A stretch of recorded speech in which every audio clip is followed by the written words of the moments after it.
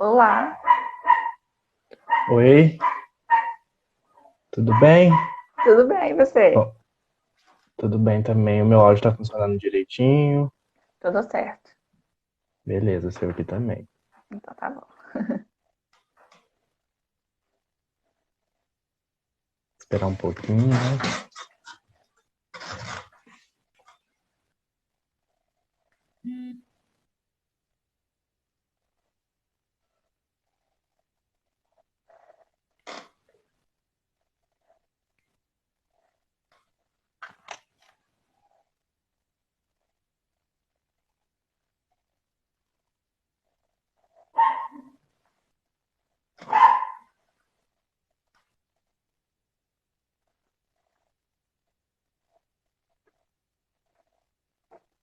Fechei o portal aí.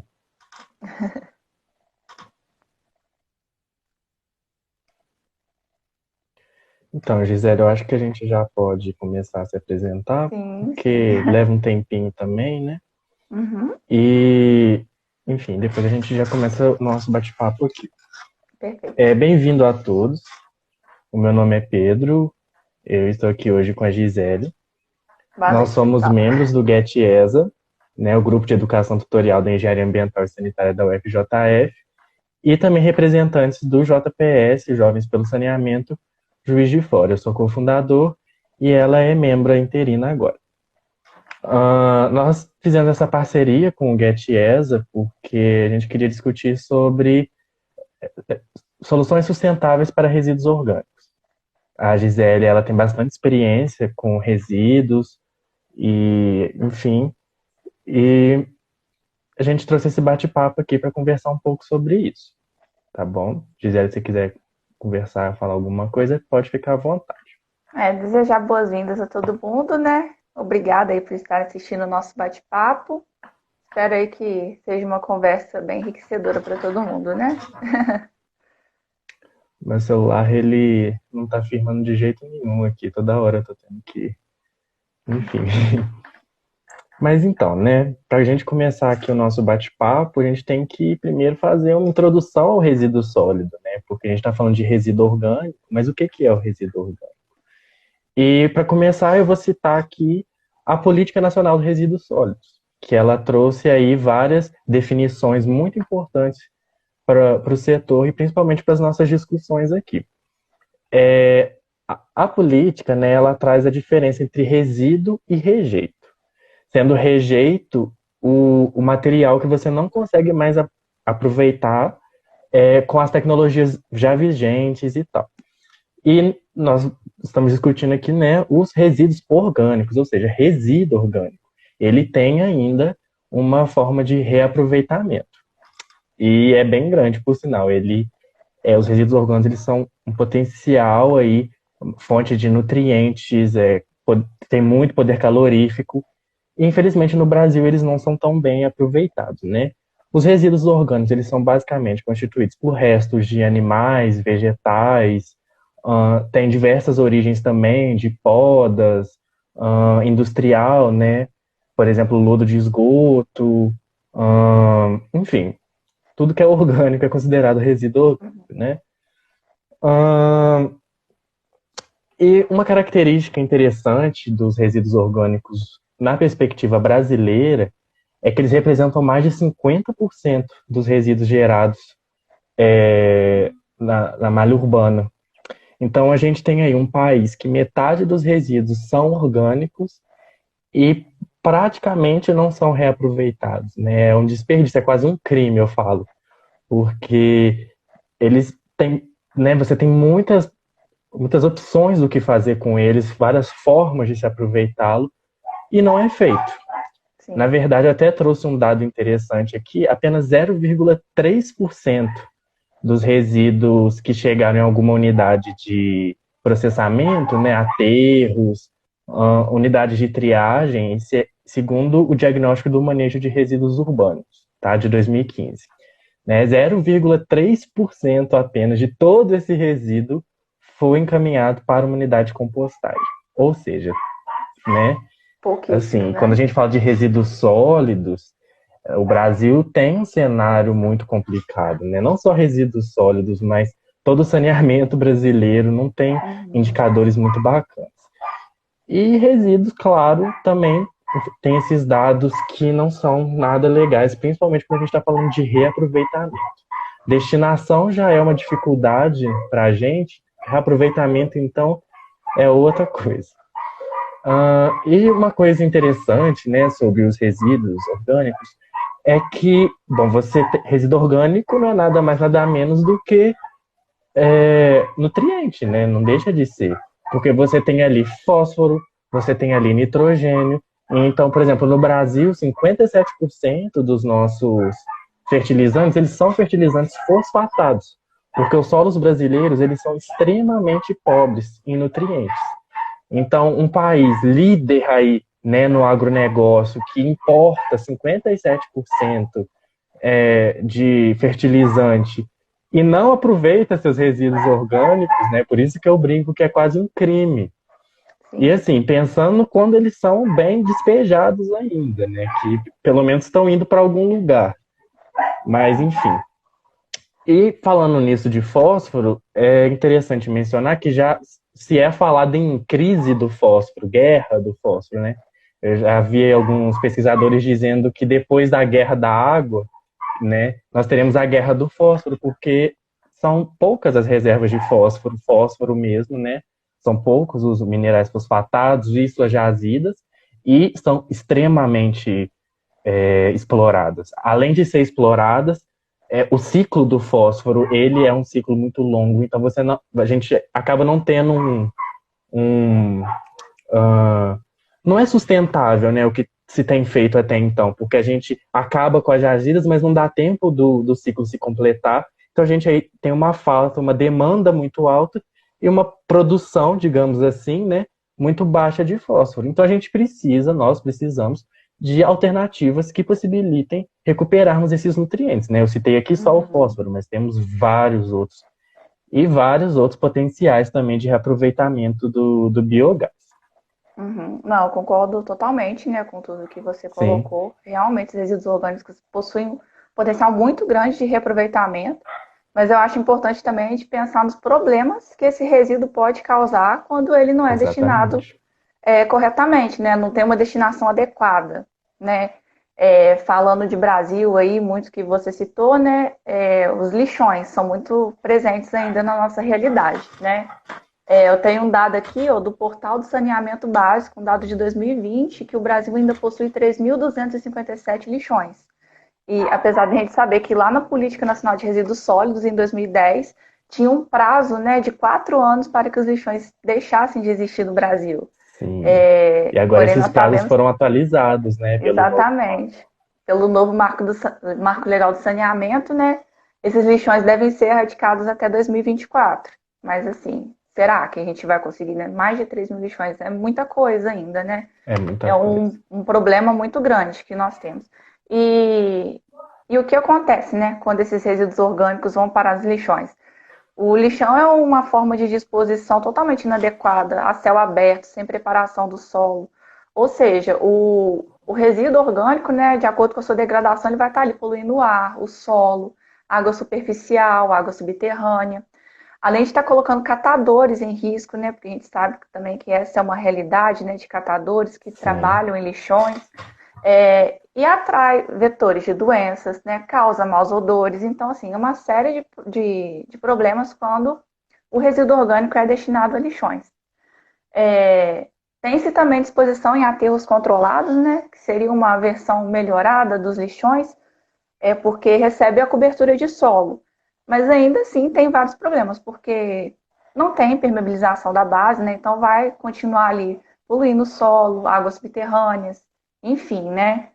Trazendo uma série de problemas. Também não tem sistema de dispersão de gases, né? Tratamento do sim, chorume gerado, né? O resíduo orgânico gera muito chorume. É o principal sim. vilão, né, da criação de chorume. Então, tem essa série de problemas. Aí a gente poderia pensar, né? Então vamos destinar os resíduos orgânicos para os aterros sanitários, né? Porque, como sabemos, o aterro sanitário ele é uma obra preparada para receber os resíduos. No entanto, mesmo quando destinado a aterros sanitários, podem acontecer diversos problemas, né? Apesar de ter vários parâmetros controlados, né, permitindo uma degradação completa desse resíduo, diminuição de riscos ambientais, esses resíduos orgânicos, né, de acordo com que eles são degradados ali no aterro sanitário, eles são transformados em compostos, né, com menor peso molecular, como água, gás carbônico, metano, oxigênio, né? Ou seja, esse fenômeno de biodegradação dos resíduos, ele vai estar produzindo gases e líquidos. E isso vai, Uhum. consequentemente, produzir recalques no aterro. O recalque, né, é a deformação vertical descendente. Sim.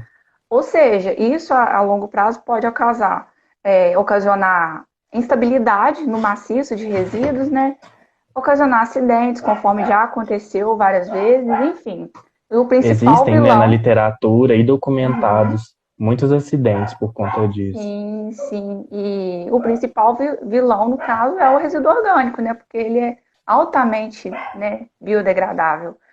É, Então, ele vai estar acontecendo ali, né? Esses recalques vão estar acontecendo por toda a vida do aterro e até mesmo após o seu fechamento, né? E isso sai Sim, até um pouco do controle, né? O que acontece após o fechamento do aterro sanitário. Muitas vezes não tem, né, o monitoramento adequado, né? E então esse é um grande problema, né? E também é importante citar a vida útil dos aterros sanitários, igual você sim, eu falou. ia te perguntar isso agora, né? Uhum, Porque não é, é muito complicado o resíduo orgânico, né, no aterro. Traz sim, esses diversos problemas aí, com certeza. Além de você estar colocando um volume a mais lá, o que diminui automaticamente a vida útil do aterro, você tem um problema também, né, enfim, exatamente. Igual você relacionados. falou, né? Aqui no Brasil, mais da metade dos resíduos que nós geramos são Sim, resíduos orgânicos. Então, a gente manda toda essa quantidade para o aterro, esse aterro vai ter uma vida útil bem reduzida. E com isso, vai ser necessário procurar novas áreas para a construção de novos aterros, que não é algo muito fácil de se fazer, né? Porque sim, a escolha de uma área para um aterro sanitário requer vários, né, requisitos, né? Precisa obedecer uma série de requisitos mesmo, porque não pode estar perto de população, mas também não pode estar muito longe para não ter gasto com transporte, né? Uma série de sim. problemas, né? Então, assim, concluindo, né? Quando os resíduos orgânicos são destinados a lixões ou aterros, eles estão sujeitos a ocasionar diversos problemas. E quando a gente destinar um tratamento adequado, além de evitar esses problemas, um grande potencial de reaproveitamento é explorado, né? Conforme você colocou aí no início. E é sobre isso, né, que a gente está aqui querendo discutir um pouco hoje. Sim, com certeza. E eu acho interessante a gente conversar sobre isso, porque o saneamento no Brasil ele traz aí hum, muito potencial de investimento, né? Foi até pensando nisso que veio aí o novo marco, né, do saneamento que atualizou, enfim, várias questões, porque nós temos dados muito ruins, como eu já mencionei aqui. Então você tem aí uma possibilidade de investimento mesmo, né? Uhum, Isso traz, obviamente, um retorno. Então, por sim. exemplo, a gente vai conversar aqui um pouco sobre os biodigestores, né? A produção de biogás. É algo que está muito em alta, assim, não só no Brasil, mas no mundo, né? Uhum. Aqui, Hoje. ó, para completar, né, o Uhum. Geoportal está aqui falando que, além disso, né, tudo que a gente está conversando aqui, tem a questão do monitoramento do aterro, né, no seu pós-fechamento, que não é feito eficientemente. E, de fato, É, às vezes nem com o aterro aberto é feito eficientemente, não né? tem uma Fechado, cobrança com então, relação a isso, né? A área ali acabou o aterro, acabou a utilidade, não, pouco sim, importa, né? exatamente. Porém, a degradação dos resíduos continua, né? Então, é Exato, um fica ali, né? risco de Então, assim, a acidentes e gente tudo. vê que precisamos atuar, né? Precisamos, como profissionais do saneamento, precisamos atuar aí, precisamos estudar, e o propósito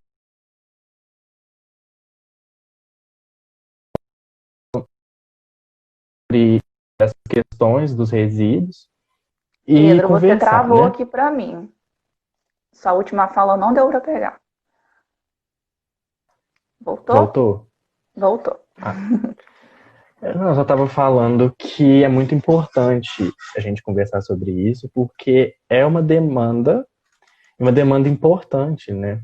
Não Uhum. é simplesmente. Eu gosto muito de falar que eu não acho que o meio ambiente é só aquilo, tem que ser sustentável, tem que ser verde, amiguinho. O meio ambiente é muito mais do que isso. O meio ambiente é Total. recurso, o meio ambiente é dinheiro envolvido, é investimento, né? E Saúde resíduos pública, né? sólidos, o setor, Totalmente ligada. exatamente. Né? Exatamente, resíduos sólidos está aí para provar isso, né? Você tem matéria-prima, resíduo é matéria-prima. Sim, E com resíduo certeza. orgânico, então.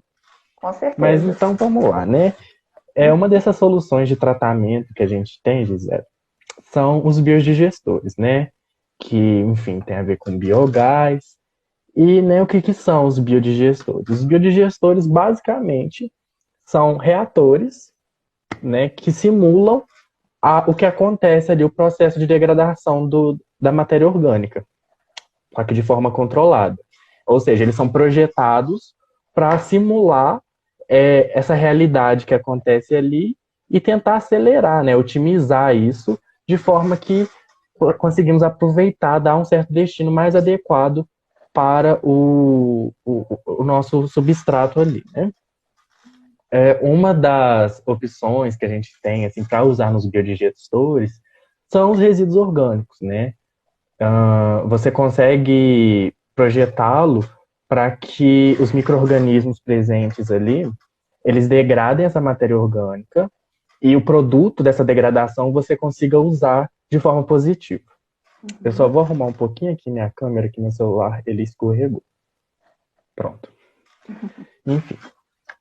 E, bom, né, mas aí o que que é, afinal de contas, o biodigestor, né? Ele é um reator, como eu disse, e esse reator, ele produz a digestão anaeróbica. Ou seja, os micro-organismos ali envolvidos, eles não vão usar o oxigênio como aceptor de elétrons. Eles vão usar outros gases, outros produtos, e assim promover a degradação da matéria orgânica. E isso vai gerar outros gases também, né? Um deles aí muito conhecido, devido ao seu alto poder calorífico, assim, o seu poder, seu potencial de reuso aí muito grande, que é o metano, né? Uhum. Então a gente poderia simplesmente pegar os nossos resíduos orgânicos, colocá-los em biodigestores, seriam biodigeridos e Uhum. formaria aí o nosso biogás, né? Sim. Muito usado já, muito falado, inclusive no Brasil. Foi uma tecnologia que cresceu muito aí nessa última década. Ahn, e tá. Que, que, como é que é, né? Como é que funciona o biogás? Se é tão maravilhoso assim, trata, aproveita, porque o que está acontecendo, né? Então, foi só a partir da década de 70 que começou a ter incentivos mesmos internacionais para a produção do biogás, porque ele já vem sendo estudado desde 1667, sabe? Nossa, Só muito que na tempo. época lá de 1667 ele era conhecido como gás dos pântanos, Uhum. fogo-fato, né? Não existia assim, um estudo profundo sobre ele. Só depois que indianos, principalmente chineses, começaram a estudá-lo e descobriram aí suas propriedades que poderiam ser convertidas, né, tanto para energia elétrica, produção de energia elétrica, como também para produção de energia térmica. Uhum. E, bom, aí em 1997, né, pulando aí já algumas décadas, a União Europeia assinou o relatório branco sobre fontes renováveis de energia. Foi muito importante esse relatório porque foi a partir dele que a União Europeia começou a, de fato, assim, dar incentivo, sabe, para que na Europa houvesse o uso mesmo de energias renováveis, e dentre elas, né, o biogás. Uhum. Para você ter uma noção, cresceu, principalmente na Alemanha, na Áustria e na Itália, 17.358 plantas foram instaladas desde então. Então você Uhum. vê que foi de fato um incentivo e de fato funcionou na União Europeia, né? E, bom, é maravilhoso, porque além de você dar um destino para o seu resíduo orgânico, você reaproveita ele, né? Você gera energia Uhum. elétrica, você gera é, energia térmica, né? Como eu disse. Uhum. Você também, porque além disso, né, quando você gera o gás, uma parte fica sólida. Esse sólido ele pode ser usado ainda na agricultura. Então, assim, é uma destinação muito adequada, estudada, temos tecnologia, sabemos como usar, né? Uhum. Então temos que incentivar.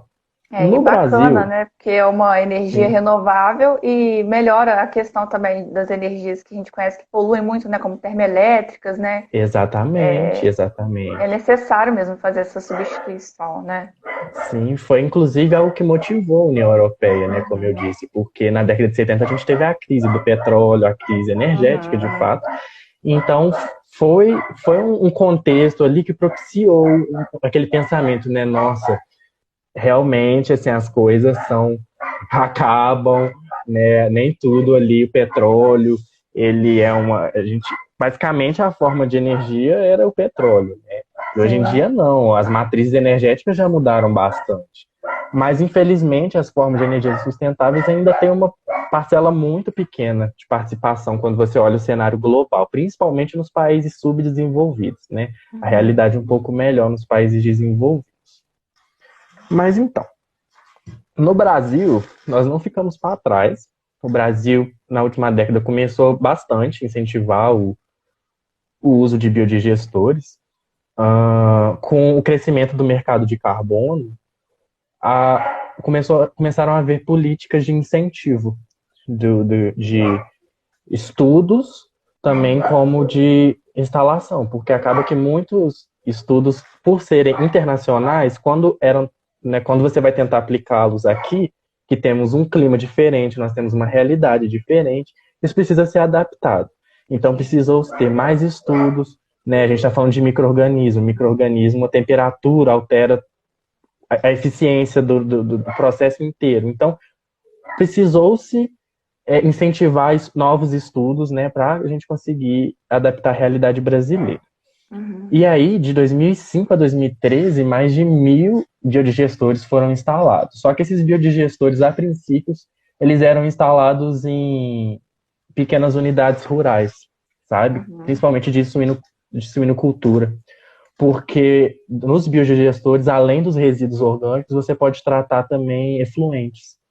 Então, para efluentes pecuários também é uma sugestão muito boa, né? Porque Ah, legal. os biodigestores, você consegue colocar numa fazenda, num sítio, né? Você consegue instalar. Eles não são igual uma estação de tratamento de esgoto, que demandam também uma área muito grande, né? Como um aterro. Não como um Sim. aterro, né? Mas, enfim, demandam uma região considerável. E os biodigestores não, eles conseguem ser instalados em unidades menores e compactas.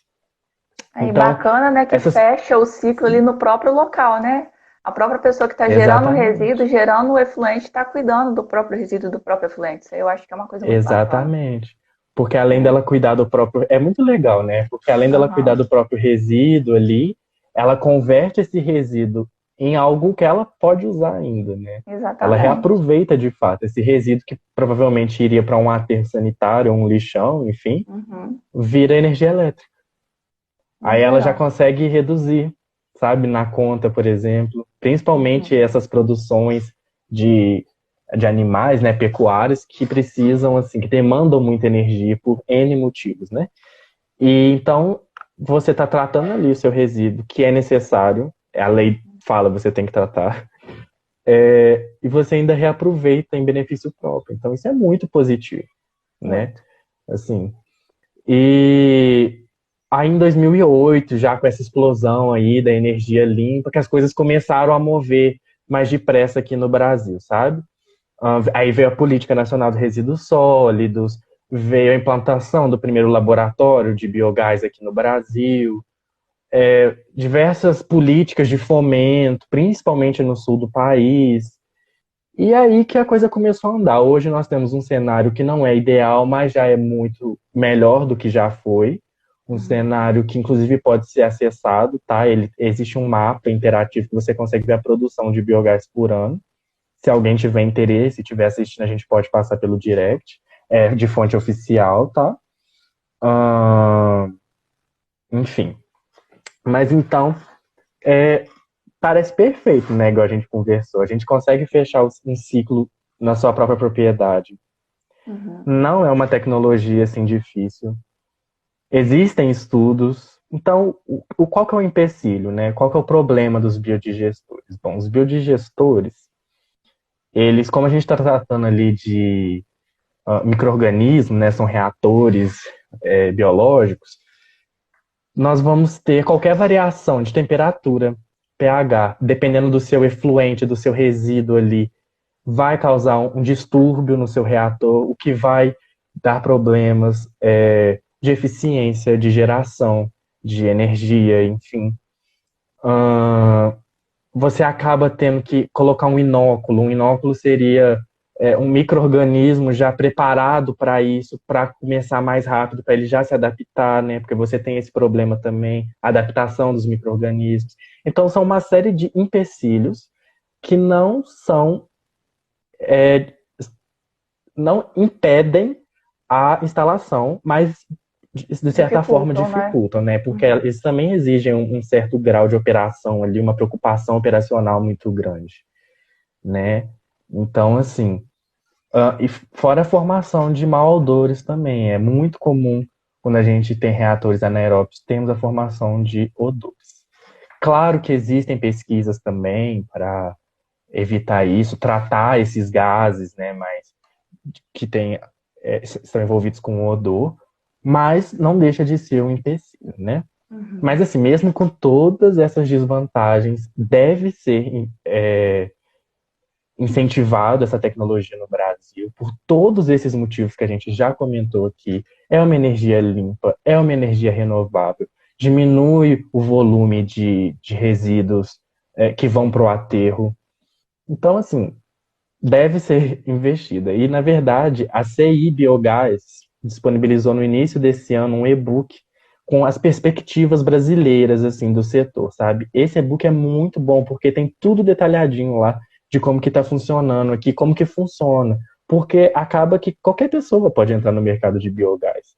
E então esse e-book está tudo bem compiladinho. Então assim, se alguém que estiver assistindo também tiver interesse, a gente pode mandar, não tem problema, tá? Só mandar mensagem aqui no direct depois. E assim, né, a gente falou aqui das maravilhas dos biodigestores, do tratamento de biogás, mas a gente também tem que falar da que talvez seja a alternativa mais viável economicamente, mais fácil de implementação, né? Que são as compostagens, né? São as Uhum. usinas de compostagem. E se você puder falar um pouquinho para mim sobre, que eu sei que você já Uhum. trabalhou com isso, né? Sim, sim, a compostagem é um assunto assim, que eu me interesso muito, né? Inclusive no Get nós temos um projeto de compostagem, Sim, né? Que a gente leva tanto para diversos públicos, né? A gente já levou para criança, escola pública, né? A gente já levou também para alunos de graduação, já ministramos algumas oficinas, né? Então, é um assunto aí que a gente está sempre procurando se informar, né? Estudar um pouco mais para aprender e passar isso para frente, né? Mas afinal, né, o que é a compostagem? A compostagem ela é um processo de valorização da matéria orgânica. Né? Pode ser de qualquer origem, né, conforme você mesmo falou aí no início da live, né, uhum, de origem urbana, doméstica, industrial, agrícola, florestal, né? E essa valorização da matéria orgânica ela vai se dar através de processos físicos, químicos e biológicos, né? E pode ser considerado como uma espécie de reciclagem do lixo orgânico, né? É um processo natural, né? Sempre ocorreu na natureza, transformando a matéria orgânica em humus, né? Isso acontece, por exemplo, quando cai um fruto ou uma folha de uma árvore, cai ali no próprio solo e alimenta o próprio solo ali com os nutrientes, né? Então, assim, sim. acontece desde que o mundo é mundo, né? E esse humus, né, produzido na compostagem, ele pode ser usado como adubo orgânico ou como condicionador de solo, né? Possui aí diversas Sim. utilidades que vêm sendo estudadas, enfim. Então, essa prática, né, de compostagem, ela vem de muitos anos, né? Existem relatos de civilizações que há mais de 5.000 anos praticam essa técnica na agricultura, né? Vêm resultados, né, na agricultura com a aplicação dessa técnica. E como que esse processo acontece, né? Para que a compostagem aconteça, é necessário ter fontes de carbono e fontes de nitrogênio, além de água e oxigênio, né? Exemplo de fonte de carbono, por exemplo, podas, serragem, folhas secas, né, etc. E as fontes de nitrogênio estariam principalmente nos resíduos orgânicos, né? Então, sim, falando sobre ambiente doméstico, né, ali os restos de frutas, legumes, né, restos de alimento, pode ser os estercos também, enfim. Vai respondendo aqui o comentário do professor Samuel, né? Ah, que bom. Obrigado, professor, pelo seu comentário. Mas voltando aqui ao assunto, né? A compostagem ela pode ser feita de diversas formas, né? A gente tem diversos tipos de compostagem. A gente pode citar as leiras, né? Leiras estáticas, leiras aeradas, compostagem laminar, compostagem doméstica, né? E no GET, né, a gente trabalha mais com a compostagem doméstica, né, que é um processo sim, bastante simples de se fazer e é um processo que funciona super bem, né? E a compostagem doméstica também pode ser de dois tipos. Tem-se a vermicompostagem e a compostagem aeróbia. E a diferença desses dois tipos é que na vermicompostagem a degradação dos resíduos se dá com auxílio de minhocas, né? Enquanto na compostagem aeróbia é somente com a ação de micro-organismos. E em ambos esses processos, né, nós temos dois produtos: o composto sólido e o composto líquido, que também é chamado de biochorume, né? E os dois podem ser usados aí, né, na agricultura, em hortas, enfim. É, uma dúvida, né, que é sempre recorrente é como que se monta uma composteira caseira. Aí, assim, é um infelizmente aqui processo não, difícil? não é super tranquilo. É um pouco difícil trazer, assim, numa live do Instagram a explicação, né? Mas uma boa notícia é que o Get Esa vai dar um curso aí no mês que vem, né? 11 de agosto, uma oficina de compostagem como parte do evento do Dia Internacional da Juventude, né? Então, em breve a gente vai estar divulgando aí mais informações nas nossas redes sociais, mas vai ser um curso gratuito, disponibilizado no YouTube, então, assim, já fica o convite para todo mundo, quem tem interesse em aprender a fazer uma composteira caseira, né? Saber um pouco mais sobre o processo, algumas informações que podem, né, não ser tratadas aqui na live, né? Fica o convite para todo mundo, né? Espero que vocês possam aproveitar. Mas voltando, né, à compostagem caseira, uma outra dúvida assim muito recorrente, né, quais alimentos podem ir na composteira, né? Porque não é também porque é um resíduo orgânico que eu posso colocar numa composteira na minha casa, né? Tem uma série de problemas que podem acontecer. Mas assim, a maioria dos resíduos gerados em casa podem ir, né? Que são cascas de fruta, talo de legume, cascas de legume, talos de verduras, né? Todos esses materiais podem ir para a composteira. Borra de café, inclusive o filtro de papel do café também pode ir. Sachê de chá também pode, né? Porém, tem alguns materiais que a gente precisa evitar. Por exemplo, Sim, e entre eles é muito comum falar das frutas cítricas, né? Evitar colocar exatamente. frutas cítricas. Sim, Você sabe me explicar por quê, assim? Sim, é porque a fruta cítrica ela vai estar diminuindo o pH do composto. E com essa diminuição Uhum. do composto, vai retardar o processo de degradação, né? Porque vai prejudicar os micro-organismos que estão ali. Então a É aquela gente. mesma conversa que a gente teve, né, dos biodigestores.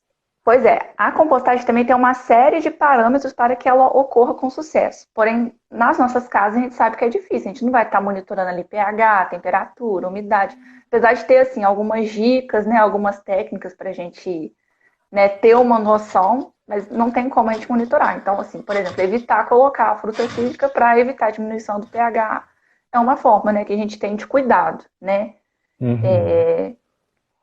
Casca de ovo também é liberado, esqueci de comentar, né?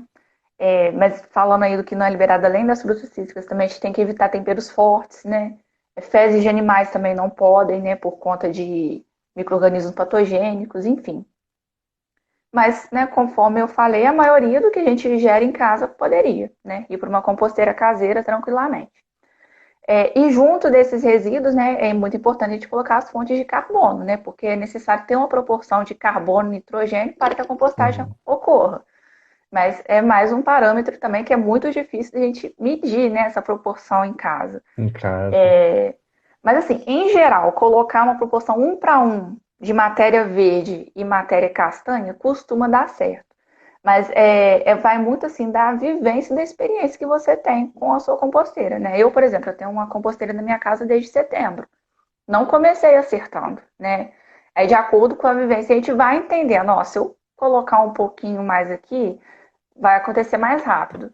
Mas se eu colocar muita matéria orgânica aqui, aí vai dar mau odor, vai ficar muito úmido, né? Então, assim, tem alguns parâmetros que a gente precisa ficar atento, né? Um que eu acho muito bom para a gente levar em conta, né, se tá legal essa proporção de carbono e nitrogênio, é a umidade, né? Porque de Sim, acordo com você coloca a matéria seca, né, que é a fonte de carbono, você vai estar ali regulando a umidade. Ela deve estar entre 40% e 60%. E um teste bacana de se fazer é pegar o composto na mão e apertar. Esse composto não pode nem esfarelar, nem escorrer. O ideal é que goteja apenas a água, né? Aí vai estar numa umidade, né, bacana. é um parâmetro muito É importante, um né, a parâmetro umidade. bacana e assim, pelo tato você consegue entender se está dentro do adequado, né? Um outro parâmetro muito importante numa composteira caseira é o arejamento, né? Porque, diferente aí dos biodigestores que você citou, na compostagem, os micro-organismos que vão estar atuando vão ser os aeróbios, né? Então, a gente precisa Uhum. favorecer o arejamento da composteira. Além de fazer furos, né? Conforme a gente pode explicar aí no curso que eu comentei mais para frente, é muito importante você estar sempre fazendo revolvimento do composto, né? Assim você vai estar facilitando, né, a entrada de oxigênio. Então, assim, muito importante remexer o composto semanalmente, né? Porque aí, assim, também vai evitar a formação de maus odores, né? Muitas das vezes, quando causa maus odores numa composteira doméstica, é porque está faltando ali um revolvimento, né? Faltando a Sim. aeração mesmo. É a anaerobiose, né, que está Anaerobiose, acontecendo, exatamente. provavelmente. E você facilitando, né, a ação desses micro-organismos também, você vai estar facilitando para o processo acontecer mais rápido, né? E isso é muito importante. E outro parâmetro também que ajuda muito a compostagem a acontecer de uma forma mais rápida é o tamanho das partículas, porque quanto menor for essa partícula, mais fácil vai ser dos micro-organismos trabalharem para estar degradando, né, aquilo ali. Então, a gente sempre recomenda, né, picar os resíduos em dimensões entre 1 e 5 centímetros. Não precisa ser nada muito certo, né? Às vezes você rasga ali a casca com a própria mão, né? Mas você fazendo isso, né, tendo esse hábito, o processo vai acontecer de forma muito mais rápida, né? Você vai Com ter um certeza. composto pronto ali muito mais rápido. Então, é muito importante, né? Ter essa atenção com o tamanho das partículas. Né? E pegando o gancho, né, muita gente pergunta, em quanto tempo eu consigo usar o meu composto? Né? Eu estou fazendo a compostagem na minha casa, em quanto tempo vai estar pronto? Né? E isso também, assim, também é muito relativo, assim como todos esses parâmetros, né, que a gente está citando. Vai variar muito com a dedicação que você tem com a sua composteira, se você está cuidando do tamanho das partículas, se você está cuidando da aeração, se a umidade está adequada, o pH está adequado, né? Mas é bom, né, a gente ter o conhecimento que na compostagem tem 3 fases, né? A primeira fase é a Sim. fase mesofílica. A fase mesofílica ela dura em torno de 15 dias, né? E é quando as moléculas mais simples são metabolizadas, né? Então, é em torno de 15 dias. Depois vem a fase termofílica, né, que ela pode durar até 2 meses, é um pouco longa, né? E é quando acontece a degradação de moléculas maiores, né? Como o próprio nome diz, é termofílica, né? Então tem um aumento da temperatura. Com esse aumento da temperatura também tem a morte de micro-organismos patogênicos, né? Então é bacana, né? Que isso acontece durante o processo. Sim. E após essa fase tem a maturação, que também pode levar até 2 meses, mas é quando acontece de fato o surgimento do humus, né? Que é a matéria que a gente usa como adubo orgânico, né? Então, assim, se você levar em conta todo o processo, pode ser que demore até 4 meses. Mas também pode ser que não, né? Então, assim, pegando minha experiência própria, eu já consegui bons resultados assim, de composto com 2 meses. Mas isso realmente vai variar, né? E um outro ponto, né, que eu não citei, mas que é importante a gente levar em consideração é que a composteira ela tem que estar no local bem ventilado, né, justamente para facilitar, né, a aeração Aeração, né? mesmo. Protegido do sol, né, para não ter ali uma alteração da temperatura, né, e da Sim, chuva porque essas também. fases que você comentou, né, tem uma alteração ali de temperatura. Então, acho que quando você tem o sol ali, a radiação solar atuando, você pode atrapalhar o equilíbrio dos micro-organismos Uhum. e das fases. E Gisele, uma pergunta. Qual que é a diferença de eu colocar o resíduo orgânico diretamente no solo e fazer a composteira? Né? Eu fazer o processo de compostagem em casa. Entendi. Então, depende, né? Se você jogar o resíduo direto no solo e deixar ali acontecer, vai atrair mosca, né? Atrair diversos insetos, Sim. roedores, mau odor, né? Então, assim, o que muitas pessoas costumam fazer é colocar e enterrar, né? Não tem nada de errado nesse processo, porém vai estar favorecendo a anaerobiose, né? Conforme a gente conversou. Então, pode ser que ocorra maus odores, né? Enfim, não vai estar tendo um facilitador do processo, né? Vai demorar mais a acontecer também. A compostagem ela ajuda a acontecer de forma mais rápida e você ter um maior controle mesmo, né? Que você controlando ali a quantidade de nitrogênio, carbono, né? Vai acontecer o processo de forma mais eficaz mesmo, né? Uhum. Mas eu conheço Uma pessoas coisa, também que fazem assim no solo e sim, que também dá certo, né? Tudo bem também. sim. E a gente está favorecendo a ciclagem de nutrientes, né? Sim, Novamente. fechando os ciclos Ah, biogeoquímicos, né? sim. Uma coisa interessante também das composteiras é a formação do chorume, né? Só que diferente do chorume do aterro, né? O chorume da composteira ele é muito positivo, Sim, total. Ele tem até porque assim várias formas de ser utilizado, né? Pode ser utilizado sim, como fertilizante, né? Aí coloca numa proporção de 1 para 10 com água, né? E borrifa nas plantas e pode ser usado uma vez na semana. Também pode ser utilizado como bioinseticida, inclusive eu uso bastante, eu coloco numa proporção 1 para 1, né? Fica um pouco mais forte. Só tem que ter atenção, assim, de colocar sempre final da tarde, né? Porque não pode ter contato direto com o sol, senão pode queimar as folhas, né? Mas, assim, tem uma super utilidade e gera bastante, né? Quando eu vejo, assim, a quantidade de gera. chorume que está sendo gerado pelos meus resíduos, eu fico, assim, bastante chocada, né? E pensar, nossa, isso aqui é para estar no aterro, né? Causando estrago. Pois é, e não sendo aproveitado. Sim, pois é, pois é. E é doido pensar, porque, pensa bem, uma composteira caseira gera, assim, uma quantidade boa, né, de chorume, você pensa em um aterro sanitário, né, que são obras Sim, gigantescas e tem N outros produtos ali, N outros resíduos e rejeitos que também vão uhum, estar contribuindo aí com a formação, né, do lixiviado uhum. e, enfim, E ainda tem essa questão de pandemia, né? Com todo mundo em casa, acho que está todo mundo notando, né, um aumento na geração de resíduo em casa.